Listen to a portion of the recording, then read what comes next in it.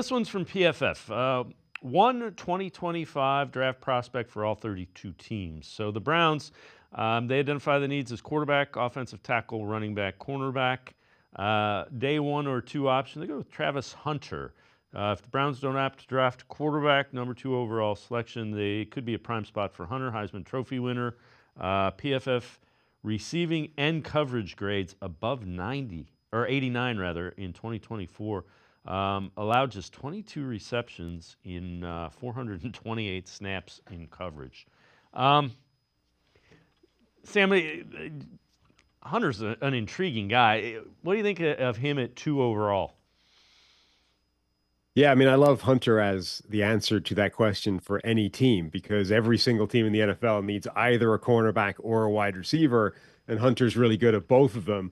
I think he's good enough to go at that kind of spot, number 2 overall.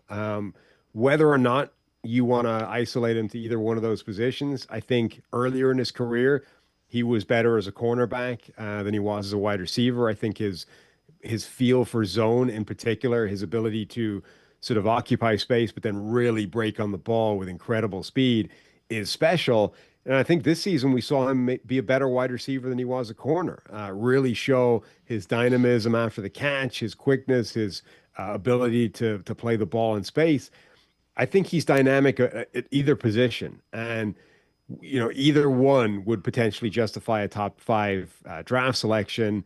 And there's always the specter that you could have him do both still, do what the Colorado Buffaloes did and say, this kid is special enough to play both ways in a way that just doesn't happen in today's NFL, but also today's college game. Be a genuine two-way player. I think that's more likely if you draft him as a cornerback and then, keep a package of plays for him on offense. We've seen that, in little bits and pieces in the NFL over the last sort of couple of decades. It's also possible, though, that a team would look at him and say, he's a wide receiver for us who could be a sub package player on defense. Like maybe we keep him as our dime cornerback and don't have to spend that extra roster spot on a fourth, fifth corner to come in and play. So I think he's a special player. I think, the Heisman Trophy conversation where it got kind of reduced to just snaps sort of misses the point of just how special it is for a guy to be playing genuine both ways in an era where that hasn't really happened since like the 1950s. He's a genuinely special player, and I don't know that that's going to be different in the NFL.